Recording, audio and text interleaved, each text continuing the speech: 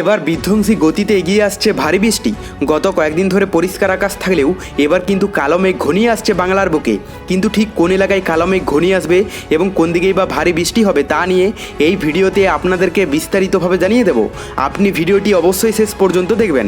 ভিডিওটি ভালো লাগলে একটি লাইক করবেন, আর এইরকমই লেটেস্ট ও হেল্পফুল ভিডিওগুলি সবার প্রথম দেখার জন্য আমাদের চ্যানেলটিকে সাবস্ক্রাইব করে পাশের বেল আইকনটি বাজিয়ে দেবেন। চলুন এক নজরে দেখে নেওয়া যাক। এই মুহূর্তে বাংলাদেশ এবং সংলগ্ন গাঙ্গেয় পশ্চিমবঙ্গের উপর একটি ঘূর্ণাবর্ত রয়েছে। সমুদ্রপৃষ্ঠ থেকে তার উচ্চতা 1.5 কিলোমিটার। রয়েছে একটি অক্ষরেখাও। এর ফলে বঙ্গোপসাগর থেকে প্রচুর পরিমাণে জলীয় বাষ্প রাজ্যে ঢুকছে, ফলে ঝড় বৃষ্টির অনুকূল পরিস্থিতি তৈরি হয়েছে। কলকাতা এবং আশেপাশের এলাকায় বৃষ্টি বাড়তে পারে রবিবার থেকে। যদিও ভারী বর্ষণের সম্ভাবনা কোথাও নেই, বিক্ষিপ্তভাবে হালকা থেকে মাঝারি বৃষ্টি হবে দক্ষিণবঙ্গের জেলাগুলিতে।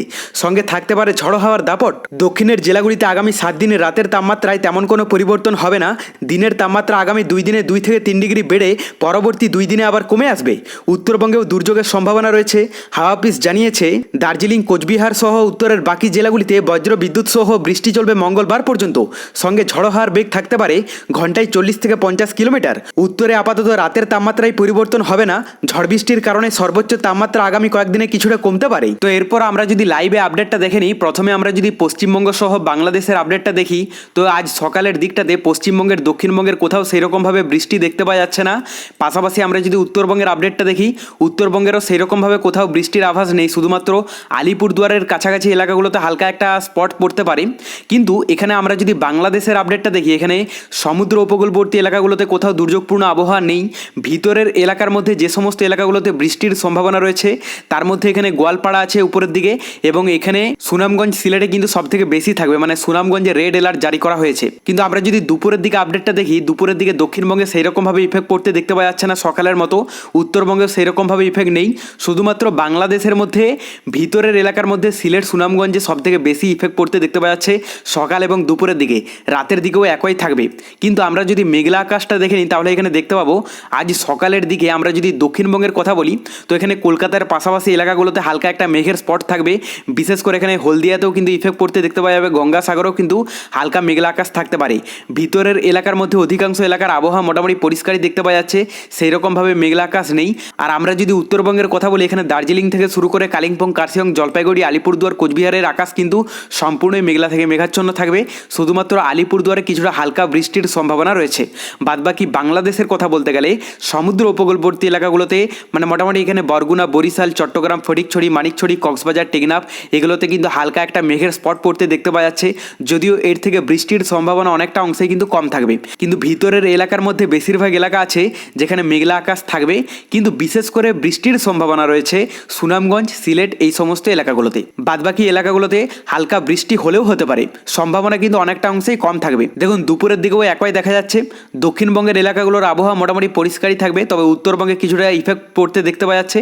আর বাংলাদেশের মধ্যে অধিকাংশ এলাকার আবহাওয়া কিন্তু মেঘলা আকাশ থাকবে এবং বৃষ্টির সম্ভাবনা রয়েছে বিক্ষিপ্ত এলাকা জুড়ে। রাতের দিকটাও মোটামুটি একই থাকবে, খুব একটা চেঞ্জেস নেই। তবে রাতের দিকে সবথেকে বেশি বৃষ্টির সম্ভাবনাটা বাড়তে পারে এখানে কুমিল্লা, ঢাকা, ময়মনসিংহ, সিলেট, সুনামগঞ্জ, এই সমস্ত এলাকাগুলোতে। যেহেতু বঙ্গোপসাগরে একটি ঘূর্ণাবর্তের সৃষ্টি হয়েছে এবং বিশেষ করে এর প্রভাবটা বাংলাদেশের দিকেই কিন্তু পড়তে দেখা যাচ্ছে। পশ্চিমবঙ্গের, দক্ষিণবঙ্গের এলাকাগুলোতে সেরকমভাবে ইফেক্ট না থাকলেও বিশেষ করে এর ইফেক্টটা বাংলাদেশের দিকেই কিন্তু ঢুকছে। তবে পরবর্তীতে এর থেকে বড়সড় দুর্যোগের আভাস পেলে অবশ্যই আপনাদেরকে লাইভে জানিয়ে দেবো। এরপর আমরা তাপমাত্রাটা দেখে নেবো যে নতুন কোনো তাপমাত্রায় চেঞ্জেস এসেছে কিনা। দেখুন প্রথমে আমরা আজ দুপুরের দিকে দক্ষিণবঙ্গের এলাকাগুলোর কথা বলি, তো এখানে কলকাতাতে 32 ডিগ্রি থাকবে এবং বাদবাকি এলাকাগুলোর তাপমাত্রা থাকতে পারে 30 থেকে 32 ডিগ্রির মধ্যেই। তবে এক্ষেত্রে বাঁকুড়াতে 33 ডিগ্রিতে চলে যাবে, অপরদিকে আসানসোলে 28 ডিগ্রি থাকবে। আর আমরা যদি উত্তরবঙ্গের আপডেটটা দেখে নিই, দার্জিলিংয়ে 19 ডিগ্রি থাকবে। পাশাপাশি এখানে কালিম্পং, কার্শিয়ংয়ে 20 ডিগ্রি দেখতে পাওয়া যাচ্ছে। আর এদিকে জলপাইগুড়ি, আলিপুরদুয়ার, কোচবিহারের তাপমাত্রা থাকতে পারে 25 থেকে 26 ডিগ্রির মধ্যে। বাংলাদেশের কথা বলতে গেলে সমুদ্র উপকূলবর্তী এলাকাগুলোতে 29-30 ডিগ্রির মধ্যে থাকবে। আর ভিতরের এলাকার মধ্যে অধিকাংশ এলাকার তাপমাত্রা থাকতে পারে 27 ডিগ্রি থেকে শুরু করে 28-29 ডিগ্রি পর্যন্ত। তবে এক্ষেত্রে ঢাকাতে সবথেকে বেশি থাকবে 31 ডিগ্রি এবং রংপুরে সবথেকে কম থাকবে 27 ডিগ্রি। এরপর আমরা রাতের দিকে তাপমাত্রাটা দেখে নেব, কারণ গত কয়েকদিনের তুলনায় রাতের দিকে আর সেইরকমভাবে হালকা ঠান্ডা ভাব নেই। মোটামুটি অধিকাংশ এলাকা জুড়েই গুমট ভাব দেখা যাচ্ছে। এখানে কলকাতাতে 26 ডিগ্রিতে চলে যাবে। পাশাপাশি বেশিরভাগ এলাকার তাপমাত্রা থাকতে পারে 24-25 ডিগ্রির মধ্যে। আর উত্তরবঙ্গের মধ্যে দার্জিলিংয়ে মোটামুটি 12 ডিগ্রি থাকবে। পাশাপাশি এখানে কালিম্পং, কার্শিয়ংয়ে 13 থেকে 15 ডিগ্রি দেখতে পাওয়া যাচ্ছে। আর এদিকে জলপাইগুড়ি, আলিপুরদুয়ার, কোচবিহারের তাপমাত্রা থাকতে পারে 18 থেকে 20 ডিগ্রির মধ্যে। বাংলাদেশের কথা বলতে গেলে সমুদ্র উপকূলবর্তী এলাকা এবং ভিতরের এলাকার মধ্যে অধিকাংশ এলাকার তাপমাত্রা থাকতে পারে 20 ডিগ্রি থেকে শুরু করে 21-22 ডিগ্রি পর্যন্ত। তবে ঢাকাতে 22 ডিগ্রি থাকবে এবং রংপুরে 20 ডিগ্রি থাকবে। তবে পরবর্তীতে বঙ্গোপসাগরে নতুন কোনো দুর্যোগের আভাস পেলে অবশ্যই আপনাদেরকে লাইভে জানিয়ে দেবো। তার জন্য চ্যানেলটিকে সাবস্ক্রাইব করে রাখতে ভুলবেন না।